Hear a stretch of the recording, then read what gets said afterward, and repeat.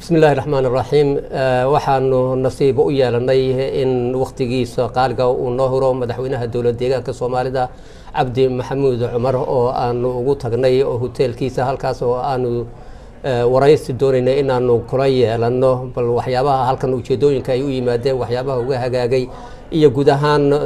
deegaankii waxyaabaha ka jira aad iyo aad bad madaxweyne u mahadsan tahay waqtigaaga aad nasiisay su'aasha ugu horreysay ku weydiinaya waxa ay tahay ujeedada booqashada halkan aad ku timaadeen imika maxay booqashooyinkii hore aad ku ima jirteen iyo tani ay ku kala duwan yihiin aad badan ma santahay ujeedada booqashada iyo waxyaabaha ay kala duwan yihiin booqashooyinkii hore hadaan taabto ujeedada booqashada koow waa dhanka horumarka iyo maalgashiga dawladda deegaanka Soomaalida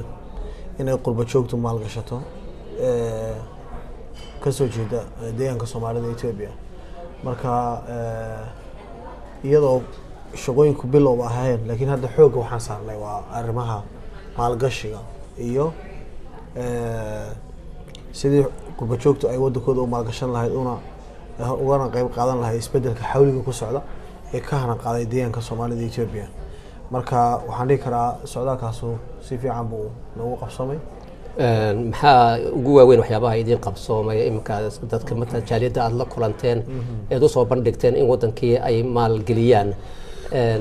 seeba jawaabta intee leeg baad ka hesheen jawaab intee leeg okay waa hadal fiican horta waxa weeyaan dadka dad gooni baan ula kulmay dadka maal qabeennada ah yani nin kasta waxa weeyaan dadka maal qabeennada si gooniya ayaan ula kulmaynay oo googoosa marka maalqabeeno hadda aan isfahanay oo wadankooda inay maal gashadaan iyaga oo shirkada iyo iyadoo waxa weeyaan company iyo shakhsiyaad baa inay u yimaadaan ay wadankii maal gashadaan ku heshiinay waa jirta taas way noo qabsoontay waa waxyaalaha noo qabsoomay waayo dee qurba joogta horeba way u bilaabtay maalgashiga tan laakiin in lagu adkeeyo oo waxa weeyaan la isla meel dhigo sidii uu ay u maalgashan lahaayeen bay ahayd laakiin horeba ay u bilaabeen taas si fiican u qabsantay maxaa dadka horey maalgashiga ugu sameeyay maxaa ugu waaweyn oo imika dawladda deegaanka ama dhulka ismaamulka Soomaalida maxaa ugu waaweyn oo ay maalgashi ku sameeyeen waxa weey horta maalgashi markii la leeyahay waa qof business ninka businesskana waxa weeyaan waxa uu projectiga in waxa ka koro project proposal bay baahan tahay waxa weeyaan in ninku meeshii awoodiisa isagoo ku xisaabtamayo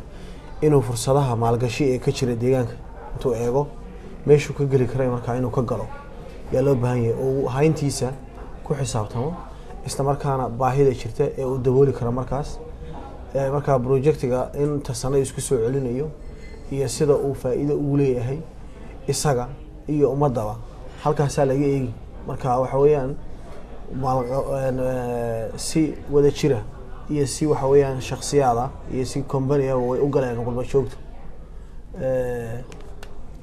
warshado way sameeyeen warshado badan way sameeyeen sida waxa weeyaan salahan xagga irrigation kale way galeen qaybta irrigation way galeen hotel investmentina way sameeyeen hotelkina way galeen waxay galeen kana dhanka caafimaadka galeen oo waxa weeyaan ay sameeyeen waxa weeyaan كليو يو دكاتير برايفدا إن لقى فرصة دلك ما أوكشين ودد وحويان قبائل هنا دكاتير إسبتال الله سميستان ها طبعا وحويان ما لقاش وفر بديه سنة سواق عطوا لك وحبر الشباب كله هذا سكول برايفدا ويكفرينهن إلا كلية دا كفرن شامع عدنا وحويان دلك ويكفرينهن هذا سباق كله هل كنا ولا كفري كرام وأنا كوحبر الشباب عافمات كله هل سبوست إلا يوحويان هل سنتر ولا قفري كرا وقف واحد يصير بريفة وشقيستا وين وشقيستان هذا ويسبت الله وحويان الشخصيات ليهم بجرا لانك عفاد كفرقلي ويكسمين كران وحكلو أي كسمين كران لانك irrigation أي كسمين كران صلاحان irrigation كحوج سعر كران hotel investment هنا ويسمين كريان business كنا ويسمين كريان ما كميلا بدن وقبلنا وهاجا waxaad sheegtay inaad u soo bandhigteen dadka lacagta haysta ee gaar ahaan dalkan UK imka ku nool maadaama boqoshada halka aad ku joogtaan inay wadankii maal geliyaan dadka xoogga saaraysan ma dadka deegaanka u dhashay ba mise cid alla cidii lacag haysata doonaysa inay maalgashi ay ku samayso waad u ogoshihiin in ay la yimaadaan oo ay maalgashadaan dalka. okay maalgashi markii la leeyahay horta dee marka u horeysa waxa weeyaan horta maalgashi markii laga hadlayo waa hantiilayaashu waxay noqon karaan kuwa deegaanka u dhashay, kuwa dalka u dhashay oo qowmiyadaha kale dalka Itoobiya, iyo kuwa aan u dhalanba inta way noqon karaysaa. waxa weeyaan waa cidii markaa lacag haysata hanti haysata weeyaan. marka waxa weeyaan meel adduunka ma jirto dee waxa weeyaan dadkii u dhashay oo horumariyeen adduunka ma jirto. adduunka waxa hadda lagu dadaalaya oo la isku waxa weeyaan loo kala tartamaya maalqabeennada caalamka. Soomaalida kale hadda Soomaaliya inay maalgashadaan weeyaan. deegaanka Soomaalida kaliya ma aha, Soomaalida waxa weeyaan Soomaalida u dhalatay ma aha, qowmiyadaha kaliya. tusaale marka koobaad waxaa la dhihi karaa maalqabeennada u dhalatay deegaanku inay maalgashadaan waa priority weeyaan. inay maalgashadaan waa muhiim. maalqabeennada qowmiyadaha kale dalka Itoobiya, maalqabeennada markaa waxa weeyaan Soomaalida waxa weeyaan Soomaalida Soomaaliya waxa weeyaan hantida haysata inay deegaanka yimaadaan ay maalgashadaan. haddana waxa weeyaan ajnabi kale laftiisu inuu yimaado maalgashado oo waxa weeyaan yani in anagu hadda waxaan aad dadaal ugu jirnaa inaan maalqabeennada caalamka iska daa kuwa Afrikaan kale kuwa kale waxa weeyaan ajnabigaaba in yani aan ku qancino inay wadanka yimaadaan ay maalgashadaan oo iyaga oo waxa weeyaan fursadaha markaa ay geli karaan gelaya. markaa ma aha wax deegaanka dadka u dhashay kaliya ma aha, maalgashi cid kasta oo samayn karta u furan tahay. markii wadan dadka u dhashay iyo dadka kaleba ay maalgashi ay ku sameynayaan oo horumarkii la doonaya in laga taageero wadankaasi la hormariyo, dabcan waa sida aad u sheegtay cid kasta oo lacag haysata ay meeshii maalgelin ay lacagtoodii ay geliyeen dib ay lacag ugaga helayaan way u furan tahay in ay maalgeliyaan. xaaladda ammaanka markaa bal ka waran iyadu waa sidee? xaaladda ammaanka dowladda deegaanka Soomaalida waxaan dhihi karaa meeshii abid ugu fiicneed bay maraysaa. inta deegaanku jiray meeshii abid ugu fiicneed bay maraysaa waan dhihi karaa. marka xaaladda deegaanku waa ammaan, nabadgelyo taam ah oo la isku halayn karaa ka jirta. waxaa tusaalooyin badanna waa loo soo qaadan karaa. xaaladdan dadku way iska warhayaan. maanta deegaanka Soomaalida waxaan malayn hadda halkan aan joogno dahabka inaan lagu iibinin banaanka deegaanka Soomaalida, laakiin dahabka waxaa lagu iibiyaa banaanka oo calashaan nabadgelyadu si ay u wanaagsan tahay. cid aad waxa weeyaan looga baqanayo ma jirto. haweenka hadda soo qaato hadda waxa weeyaan deegaanka Soomaalida u dhashay ka shaqeeya ganacsiga dahabka oo ogsoontahay yani inuu wax qaali yahay banaanka ay la fadhiistaan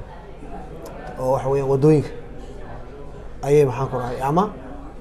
markaa gurigii ama dukaankii markaa ama waxa meheradii lagu talagalay ay la fadhiyaan meel kale ka soo qaada ama calaamad waqtiga caalamka hadda aan joogno kale dahabka banaanka lama keenay calaamad baa la keenaa. marka heshiisaan baa maxaan ku rahay isagii laga raadiyaa meel fog kolkaasaa lagu dhiibayaa. waa sida caalamkan hadda aan joogno uu ku xisaabtamo. iyaga laakiin ama meherad buu yaalaa qofkii markuu soo galo meheradaas marka u horeysa dahabkii laga gadeeyey iyo indhaha ku dhufanaya oo arkayaaba ka dhiganta. marka taas waa taata kale amniga dadka shacabka deegaanka Soomaalidu nabad bay ku baxaan, nabadna way ku soo hoydaan. marka waxaan leeyahay hadda wax amni darro ka jira ma jirto, way waxa weeyaan waa nabad weeyaan. oo LLF-yada ka waran wax dhibaato oo ay idinku haysaa ama deegaanka miyaa jira? horta dee waxaa laga yaabaa inaan isku sii aqoonin oo LLF waxa weeyaan waxaan leeyahay nimanka u balay ilaa ujeeda inaad nimanka ujeedaan jeclahay. marka waxa weeyaan LLF wax la yidhaaha maxaan ku rahay dee nimanka uma naqaana u baan u naqaana. marka sida luqadda adigu yani insaan u dareemo haddaan uga hadlo waxa weeyaan u baan u qaadanaya waxaad oon lafta ula jeedo. marka nimankaas hadda waxa weeyaan deegaanka taariikhda hadda deegaanka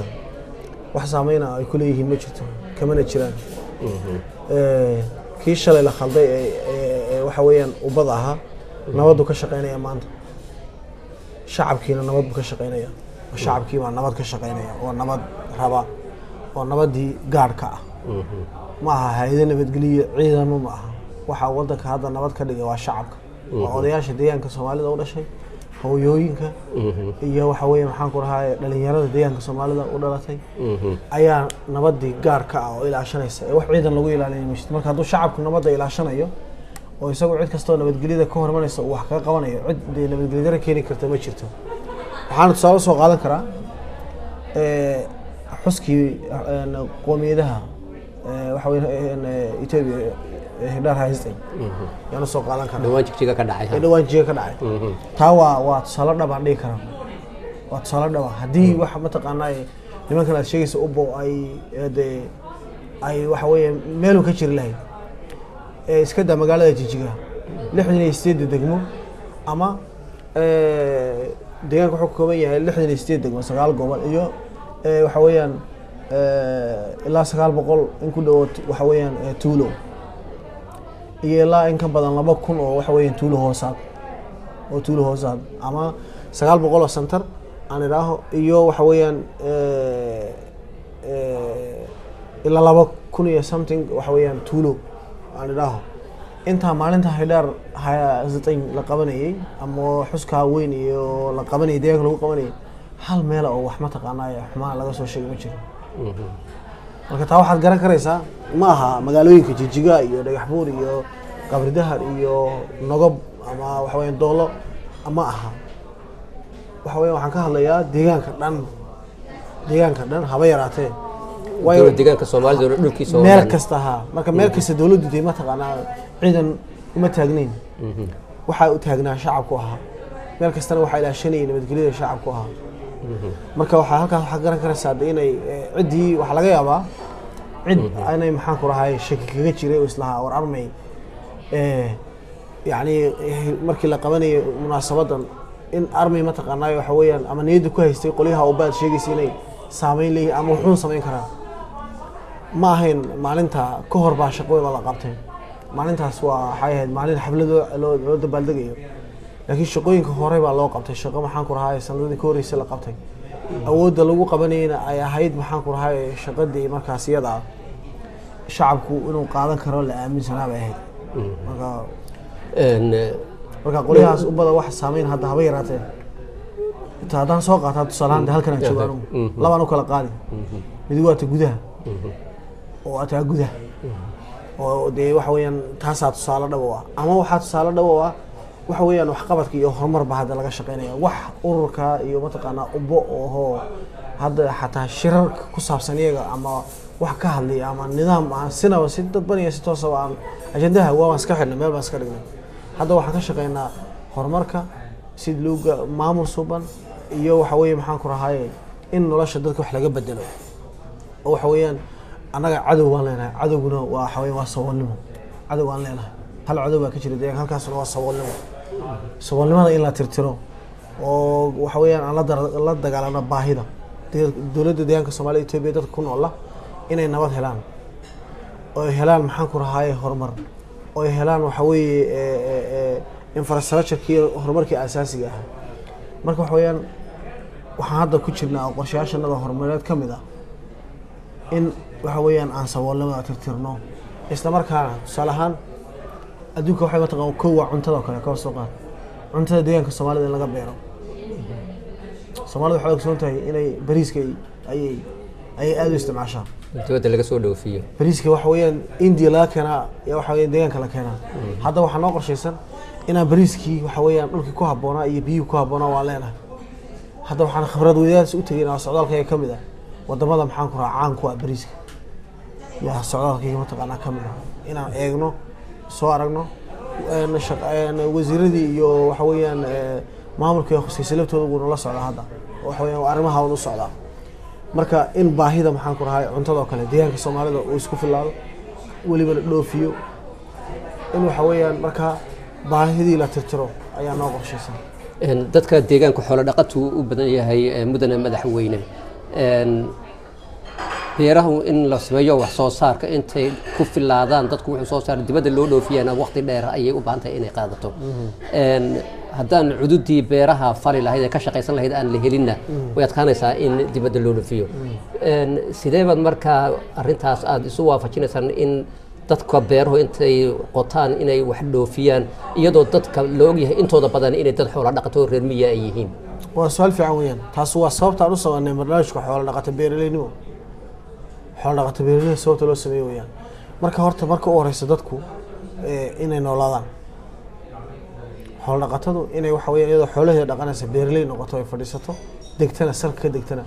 oo ay guriga waxa weeyaan ama aqalka xoolaha mataqaanaa geela la saarayo laga baxo oo aqal dhisan oo maguuraan la sameeyo aqaladan waxaan ku lahayd awrka la saarayo in laga dejiyo aqal rasmi ah oo degan in waxaan ku la helo ayaa noo qorshaysan marka waxa weeyaan dadka yaa xoogga la saari marka hore dadka xoogga la saari maxay tahay waa in dadkii la dejiyo dib u dejin loo sameeyo kolka anagu hadda wax tusaale la yiraahdo ma sameynayna tusmo hadda tusaalahan in ka badan waxaan ku rahay 150 kun oo qoys baa la dejiyay taa waxay ka dhigan tahay in dee waxa weeye dadkii la tuso noloshii markeen way isku dayanayaan marka waxaa la isku waafajin karaa nidaam project in loo galo waa si waxa weeyaan huge project ahaan in loo galo waa qayb ta kale inuu yaani qofku uu isagu noloshiisa soo u dabaqo inuu ama u noolaado inuu hectare dhulka hal hectare ugu yaraan ma taqaana qofkii uu haysto hectare dhulka wax ka beeranayay uu haysto waa tii beerta ta kale waxa weeyaan hectarekaas markuu beerto inuu maxaan ku raay waxa weeyaan uu de ka beerto wax suuqa geli kara oo suuqa marka ma taqaana geli kara oo waxa uu goyn kara u iibsami karaya marka dawladdu waxay ka caawisay oo kale tusaale ahaan seedkii oo kale abuurka tayaysan waxa la yiraahdo abuurada qaar baa dhaqso u dhalaya qaarna maxaan ku raada galeedeen oo kale 6 bilood bay waxa weeyaan iyo 7 bilood ku dhalaysay laakiin abuur tayaysan oo noocaas waxa weeyaan 2-3 bilood maxaan ku rahay ku dhalaya tusaale ahaan xoog waxaan saarnaa oo kale hadda in marka sanadkan waxa noo qorshaysan bariiska ka sako 60 cad in 60 cad oo suuq kule adduunka inama xoolo dhaqatada aan ku wajahayno ku jahayno inay 60 cad beertaan taasoo marka waxa weeye markaaba ay lacag ka sameyn karaan baradhada oo kale hadda inay ma taqaanaa basashii way beerteen inay baradhadana maxaan ku raay beertaan waxa weeyaan basashii iyo baradhadii waxay ku fiican tahay xataa cuntay noqonaysaa oo adiga arkayday hadda cuntay noqonaysaa marka inaan siirka aan ku waa hagaag cuntada markii adiga wali inta cuntada aadan ka bixin waxaa la sheegaa in xuduudaha aad adkayseen sidaad sheegaysa ammaanka in loo adkeeyo arrintaasina ay keentay in baabuurtii raashinka dibadda ka iman jirtay ama dalka soo geli jirtay in ay arrintaasi hoos ay u dhigto taasina ay keentay in cuntadii dadka dalka soo geli jirtay ay hoos u dhacdo arrintaa maxaad jeceshin inaad ka qabataan arrintaas waxa weeyaan horta ma jirto oo waxa weeyaan sida hadalku u dhigan yahay uma aha laakiin waxa weeyaan deegaan kasta ama dal kasta waa xad buu leeyahay xadkiisana waxa weeyaan sharci lagu galayo lagaga baxaa jira marka isku socodka dadka iyo baabuurta inay noqdaan mid sharci ah oo shuruucda xuduudka ma taqaanaa ay qaabilsan waafaqsan weeye meel la xidhay ma jirto tusaale ahaan haddaan soo qaato waddan markii waddan uu u gudbayo oo kale sharci iyo shuruuc uu u gudbay labada waddan oo xeerar ay leeyihiin baa jirta oo caalami iyo international ka wax ka baxsan ma taqaanaa ma jiro oo waxa weeyaan control macnaha يعني شرعي قفكي قلي قفكي سيبحي إنه نقول ميل دي وحويان سي شرعي لو قلا سي شرعي لو قبحه تان ويان هذا سوقات حاجة محان كون هاي قضبك وهذا الكادان او فهمي حاجة كاستم كوكله وحويان دي هورتا دولد aan custom lahayn dawlad ma taqaanaa ma aha waxa weeyaan meel kasta uu ka jira waliba saas ay tahay deegaanka Soomaalida maadaama dadkana xoolo dhaqato yihiin cuntada ay cunaana ay maxaan ku rahay ka gedisan tahay taqoomiyadaha kale dalka Itoobiya ay ka gedisan yihiin Soomaaliland Soomaalidu dee waxaad ogsoon tahay bariis iyo waxay saaraan iyo baasti iyo wax caasa sokorta aad bay u isticmaalaan qowmiyadaha kale Itoobiya sokorta aad uma isticmaalaan aad bay u yartahay sokorta isticmaalaan laakiin deegaanka sokorta aad loo isticmaalaa waxa laga isticmaalaa kale ma taqaanay bariiska laga isticmaalaa baasta laga isticmaalaa intuba waa dalka dibadiisa ka yimaadaan haddaba si loo kasbado shacabka oo xukuumaddu shacabka u kasbato oo dawladda federaalku shacabka u kasbato dawladda deegaanka Soomaalida shacabka u kasbato waxaa lagu heshiiyay oo waxa weeyaan deegaanka Soomaalida hadda si rasmi ah looga dhaqmo cuntada canshuurba customku ma canshuuro free bay ku soo gashaa cuntada maadaama waxa weeyaan dadkan ay inay wax dhadhamiyaan ay tahay free bay ku soo galaan canshuurna mataqaanaa customer lagama qaado taa marka walibana waa waxaa yareeyay markaa raashinku inuu soo galo maxaa keenay sida dadku ay sheegayaan hoos u dhaca raashinku ma yara laakiin wax raashin oo yar ma jiro wali uu soo galaa raashinku si haboon buu soo galaa walibana si waxa weeyaan aad u wanaagsan buu soo galaa oo hadda looma dhaxeeyo meesha warshada Hindiya ee bariiska waxaan ku raacaa ama yani beeraleyda waxaan ku raacay laga soo rarayo bariiska laga soo qaadayo ama wadankii laga keenay iyo deegaanka Soomaalida waxba ma dhaxeeyo qacan saddexaad ma soo galaa inta badan shirkadaha toos buu soo galaa sida loo soo qaado wadanka uu soo galaa toos buu soo galaa isagoo hawal waxa soo gali jiray qaaliga waxa ka dhigi jiray qacmo fara badan buu soo maray raashinkii oo 3-4 qacmood soo maray ayaa deegaanka Soomaalida imanayay hadda raashin beeraleydii beerta laga soo gaday ayaa deegaanka Soomaalida yimaada marka waxa dhigi karaa isbedel baa ka jira laakiin halka dadku ay ku khaldayaan waxay tahay wixii luxury ah hadii luxury-gu waxa weeye maxaan ku rahay salaada ninkii mobile electronic wata inuu waxa weeye de sharciga mariya loo baahan yahay una qarsanin oo waxa weeye maxaan ku rahay customkii uu geeyo oo sharciga shuruucda customka Ethiopia uu maro uu kii wax soo gelinaya ama wax dhoofinaya nidaamka LC-ga inuu maro qofkaas dadkii inay fahmaan loo baahan yahay deegaan ma jiro meel ay maxaan ku rahay fursadaas ka jirto laakiin dadku waxay soo qaldayaan electronic dadka wata ama tusaalahan maxaan ku rahay waxa weeyaan de wax luxury baabuurto kale ninku hadduu de maxaan ku rahay baabuur uu leeyahay oo baabuur inta ba shakhsigiisu wadanayo qaata baabuurka waa inuu canshuurtay canshuurtii baabuurka isku mid maaha canshuurta baabuurta waa weyn canshuurteedu aad buu nisrantahay waa yartahay ta badani waa tayar waa baabuurta yar kuwa raaxada loogu talagalay qofka ku raaxaysanayo ama nin raaxaysanayo oo kareysanayo taas maxaan ku rahay canshuurteedu maxaan ku rahay laga yaabo inay yar badan tahay baabuurta waa weyn uma waxa ma taqana marka sabab loo dhigi karo xadka waxa weeyaan barnaamij waxaa jiray dhawaan bardhaxaas aad samayseen oo ahaa magaalooyinka in dad ganacsato ah oo tiro go'an ihi ay cuntada keenaan barnaamijkaasi xaguu maraya ma shaqeeyay dad horta waxaan ku raacay go'an in kan ujeedadu ma ahayn laakiin waxa weeyaan dad awood u leh inay keenaan tusaalahan oo dadka ka saara gacanta saddexaad oo isagu aan ka soo qaadanin nin soo qaatay nin soo gatay ninuu ka sii gatay ninkaasoo ninuu ka sii gatay hadduu ka soo gado uu deegaanka keeno wuxuu ku dhacay oo ka go'an tahay waa dadkii maxaan ku rahay isticmaalayay isticmaalka ugu dambeeya laga iibinayay waxa weeye marketka ahaa xaafadihii buu ku dhacayaa bulshadii buu ku dhici markaa waxani marka dadka aan u sheeday waa dad hanti leh inay isku darsadaan hantidan oo ay samaystaan maxaan ku rahay shirkado isla markaana ay ka soo qaadaan raashinka beeraleyda ka soo qaadaan waxa barnaamijkaasi bariyihii uu bilowday anigu iyadoo oo la leeyahay magaalo walba 4-5 qof baa midalan raashinka la siiyay taasina way dabooli kari weyday 4 qof ama 5 qof in ay magaaladan ay cuntada u keenaan marka barnaamijkaasi waxa uu u muuqday in aanu kafayn kareynin baahida magaalooyinka ma kafayn karayo taasna waa degmooyinka hadda loo dhaadhiciyay barnaamijkaas degmada degmooyinka degmo kasta soo xulatay baa yaa nidaam shirkado noocaas ayaa u keenaya waa hagaag su-aasha kale waxa weeye waxaa OLF waxaad sheegtay in wax jiray markaa iska soo dhammaatay baad sheegtay haddana waxaa laydinku eedayaa in dadka aad loo xidhxidho magaalooyinka lagu xidhxidho xabsiyada ay dad fara badan ay ku jiraan qaarkood wax maxkamadahoo la soo taagay iyagoo aan jirin muddo dheer xabsiyada ay ku jiraan hay-adaha xuquuqda aadamuhuna arrimahaas mararka qaarkood ay idiin soo jeediyaan arrintaas maxaa ka jira okay waa su'aal fiican weyn horta qodobka xiriga ah xiriga dii waxa weeyaan haddaad adigu waxa weeyaan hadda waxa jirta waddanka Ingiriiska sharciga ka jira sharcigiisa haddaad aad shiidho oo waxa weeyaan daba marto dii waa su'aal baa laga weydiin meeshii waxa weeyaan qoraalka ay ku qoran tahay sidaas samee haddaad ka bedesho oo si kala samayso waa lagu weydiin halkan sharciga wixii dadkii sharci ku xidhan sharci bay ku xidhan yihiin oo tusaalahan dadka dee laba qof oo is soo dacweysa haddii ayna jirin markii labadii qof ee isdulmida meel ay tagaan oo waxa weeyaan dulmiga u kala samaysa oo kii dulmanaa markii maxkamadda la geeyo ee ku cadaato meel sharci la geeyo waa loo baahan yahay tusaalahan dadku say wada noolaadaan hantiiluhu waa inuu maxaan ku rahaa hantidiisa iyo naftiisa uuna u baqanin dee shacabkuna waa inay gurigooda nabad kaga baxaan nabadna ay ku soo galaan haddii haddaba maxaa waxa weeyaan arrintaa geedi socodka nabadeed iyo shuruucda iyo sharcigaa jirida cid ay ka hor timaado oo markaa sharci dadkii ku heshiiyey oo go-aansado dastuura ay jebiso waxay noqonaysaa dee qofkii qodob dastuura jebiya ama qodob sharciga maxaan ku rahaa meel kaga dhaca oo uu qabto dee waa in sharciga la geeyo waxaa ku sida dowladaha kaleba loo sameeyo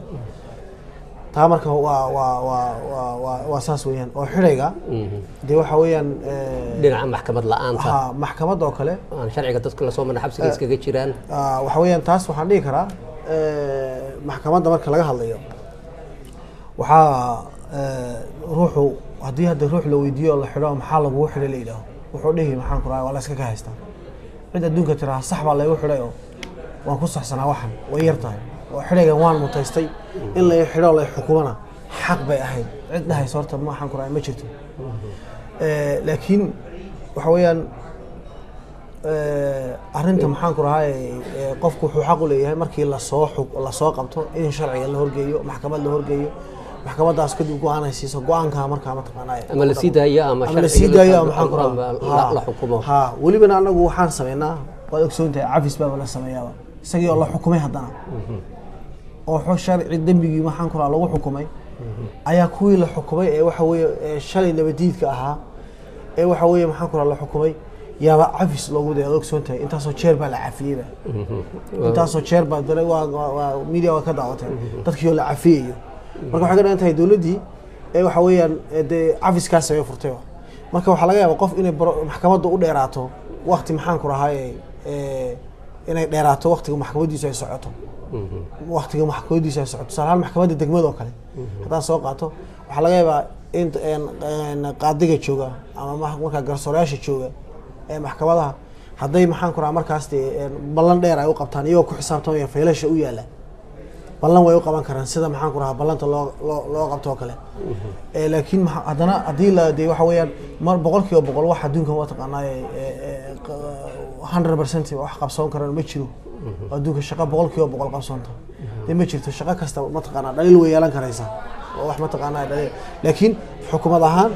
in waxa weeyaan anaga waxaa na saaran dadku ay nabad ku soo galaan nabadna ku baxaan maalqabeennadu ay nabad ku shaqaystaan maalqabeennada caalamku ay aaminaan in nabad la isku halayn karo deegaanka jiro sanadkan laga yaabo madaxweyne inaad wax cafido ma laga yaabo qorshaha ma kuugu jirtaa waxa weeyaan taa horta nidaam iyo sharci iyo shuruuc baa jira lagu cafiyo sharci iyo shuruuc waa lagu guddi baa jirta madaxweynaha kaliya hadda waxa weeye maxaan ku rahay nidaamka anagu aan ku shaqeyno waa nidaam waxa weeyaan nidaamka aan xisbiga EPRDF aan ka dhaxalay oo waxa weeyaan xisbi markaa nidaam ku habboon Ethiopia sidii ay Ethiopia u ahaan lahayd waxa weeyaan ay horumar loo gaari lahaa way markaa nidaamkaas nidaamyo oo galiya baa jiro cafiska shuruudaha ka horeeya iyo nidaam tusaale ahaan ninka marka maxaan ku rahaa la xukumo oo kale markuu 3 meelood loo qaybiyo 2 markuu xidhan yahay oo kale ay hal qayb u hadhay hadduu dabeecad wanaajiyo oo kale halka qolada waxa weey markaa maarabiyabeedka ama maxaan ku rahaa asluubta markay qiraan dabeecad wanaagiisa iyo arrimihiisa inuu sax yahay asluubtii ninkii uu asluubtii la yimaado wax uu sharcigu dhigayo oo laga saamixi karaa jira oo laga deyn karayo marka waxa weeyaan marka shuruuc iyo sharci ay leedahay marka qofka la cafiyay waa inuu noqdaa qof la xukumay oo qayb kamid ah xabsigiisii qaatay at least qayb qaatay isla markaana muujiyay dabeecadii maxaan ku rahaa dambigiisii qoommo la yimid qoommo la yimid laakiin mid imika la xukumay oo sanad ku jiray lagama yaabo inuu cafiska ka qayb qaato waxa weeyaan markii lagu ku dhaco xukunku waxa weeyaan awoodda waxaan ku rahaa markaa xukuumaddu way cafin karaysaa laakiin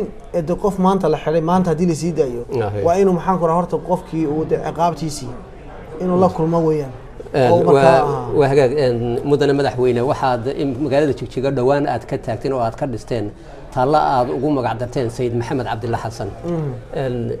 taaladaasi dadka qaar iyagu waxa weeye halgama Soomaaliyeed oo la dagaalamayay ama ka dagaalamayay qayb ka mid ah dalka Itoobiya marka qaar ko dagaalo uu ku dhaxmaray ayaa ay ku haystaan taariikhda ay ku hayaan maxaad uga dhisteen taaladaas magaalada Jigjiga horta waxa weeyaan taalada sayidka waxaan aaminsanahay inay waxa weeyaan taalada sayidka Jigjiga in laga dhisanay munaasab tahay waa sababta maxaan ku rahaa looga dhisay sharci iyo shuruuc baana jira kabineedka dowladda deegaanka Soomaalida ka dooday oo maxaan ku rahaa markaa go'aamiyey in maxaan ku rahaa laga sameeyo taalada markaa Sayid Maxamed Cabdullaahi Xasan anigu uma haysto maxaan ku rahaa markaa inuu ahaaba mid waxa weeyaan markaa deegaan ama nin wuxuu ahaa qaaradeed Afrika ay tahay inuu dhisto annaga iska day waxaan taan anigu aaminsanahay taas Afrika ba inay u dhistay ahayd baan aaminsanahay sababtoo waxa nin markaa gumeysiga cadaa la dagaalamayay oo isagu markaa waxa weeyaan xilliguu taagnaa dagaaladu ku jiray markaa ay ku wajahan yihiin waxa weeyaan nin aragti dheer oo vision dheer leh oo waxa weey markaa isaga la dagaalamay markaa maxaan ku rahaayay gumeysiga reer Yurub isla markaana taagnaa heer qaaradeed yaan aaminsanahay dee waxa weeyaan deegaankana uu ka soo jeedo nin deegaanka u dhashay weeyaan deegaanka Soomaalida inkastoo uu yahay nin Afrika haddana dee nin deegaanka u dhashay oo deegaanka Soomaalida ka soo jeeda u dhashay ayuu ahaa marka wuxuu mudan yahay markaa in loo sameeyo taalo وهكذا مدن مدحوين أديكو أدم بحث السؤال شو قدام بيسه أنا كويدينا يا وحوية عيدا اليو بليس ليلة هذا أياد سمايسين عيدا كاليو بليس ك مركل إيجو إنكستو لقيا بس هذا إنكو واركتان إن وشقية وأمانكي وحكب بدن كقبتي هذا نوع تضفر بدن وحلقيا بقى إن بدن بقى أي كاله هذين dhibaatooyinka ka soo gaara dadka shacabkan liyu booliisku in ay tahay mid aad iyo aad u fara badan maxaa arrimahaasi aad kala socotaa maxaa sid aad jeceshahay in aad ka qabataan cabashooyinka faraha badan ee ciidanka booliisku ay u geystaan sida la sheego dadka shacabka waxa weeyaan waxaan aaminsanahay hadalku soo dhigtay maaha laakiin waxa weeyaan ciidanka booliska gaarka waa ciidan horta maxaan ku raayay sharci ku asaasan waa ciidan boolis weeyaan boolisku meel kasta uu ka jiraa caalamka meel kasta deegaanada kale ee dalka Itoobiya uu ka jiraa waa booliska deegaanada kale ee dalka Itoobiya ka jiro uu la mid yahay wuxuu kaga gedisan yahay ma jiro horta taas inta aad ogaataa laga maarmaana booliska waxa weeyaan waa ciidan markaa u taagan isagu markaa waa ciidankii sababta loo asaasay ama sababta ku taagan yahay waa kabaha shacabka waa ciidan maxaan ku markaa shacabka soo dhax baxay oo shacabka u adeegaya ciidanka boolis gaarka waxay sameeyaan waxa ku jira maxaan ku rahaa qayb caafimaadka xoolaha baratay oo xoolaha daweysa qayb dadka maxaan ku rahaa baratay oo dadka xoolihiisa dadka dawadiisa baratay oo dadka daweeya ku jira waxa weeyaan xoogooda qayb waxa ku jirta horumarka shaqeyso dadka horumarka u shaqeyso beeraha ay u qodaan baraagaha ay u qodaan mushaharkooda intay ka jaraan bay waxa weeyaan ay dadka dhaqaalayaan anigu waxaan aaminsanahay ciidanka liyu booliska isbedel badan inuu maxaan ku rahaa uu ka keenay deegaanka Soomaalida marka dhanka kale markaad eegto maadaama project ay soo xidheen project laakiin uba ay soo xidheen marka project kasta cid baa ku nool marka cidii projectka ku noolayd dee liyu booliska waxa weeyaan maxaan ku rahaayo uuna qabtay sidan baa dhacday way dhigi karaan oo projectiga marka ma taqaanaa dadkii lahaa ee kulka hore projectan owner ka ah way ka xumaadeen maxaan ku rahaa aasaaska maxaan ku rahaa kuwaas iyo kuwii ku shaqeysan jiray waxa weeye maxaan ku rahaa fikirkaaba aaminsanaaba ama projectaan aaminsanaaba way ka xumaadeen marka ciidanka booliska gaarka sida gaarka u tababaran waxa weeyaan waa ciidan waa la qiimeeyaa 3 bilood mar baa la qiimeeyaa bishiina waa heer deegaan bil walba la isaga isqiimeeya ciidanku isqiimeeya marka ciidanna haddii aan la qiimeynin oo qiimeyn daba soconin waxa weeye maxaan ku rahaayay waa suurtagal shakhsi kamid inuu khaldamo taasi looga hortago waxaa jira boolis iyaga kamida oo iyaga ilaaliya oo iyaga ku hoos jiro qayb kamid ah jirta waxaa jirta 3 bilood waa la qiimeynay nin kasta 3 bilood wixii uu sameeyay ee dambi ah ama wixii wanaag uu sameeyay ama waxa weeye wixii uu wanaag u mutaystay ayuu maxaan ku rahaa marka la qiimeynay kadib cidii wanaag keentana waa tankii waa la dhig cidii marka maxaan ku rahaa wax sharciga ka baxsan sameysana sharciga ma taqaana la horgeeyaa oo dadku markay isku yimaadaan dee shakhsi iyo laba khaldama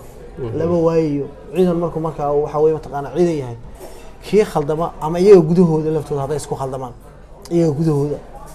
iyo iyaga wax ka baxsan ya internal iyo external ba wixii ay sameeyaan sharci iyo shuruuc lagu maamulo ayaa jira oo lagu qiimeeyo marka taa waxa ka dhigan tahay ereyga dhahaya maxaan ku rahay ciidanka liyo booliska waxaan aaminsanahay hadda maanta cid dhahaysa ciidanka liyo booliska yaa xumaana caalamka oo dhan iyo gudaha inuu midna jirin baan aaminsanahay sababtoo ah awal markii ayna meesha media ka jirin hadda media jirta media baa jirta tallaabo kastay qaadayaanna waa la arkaa meel kastay ka qaadina waa la arkaa wax kasta welibana waxa weeyaan waxaan dhihi karaa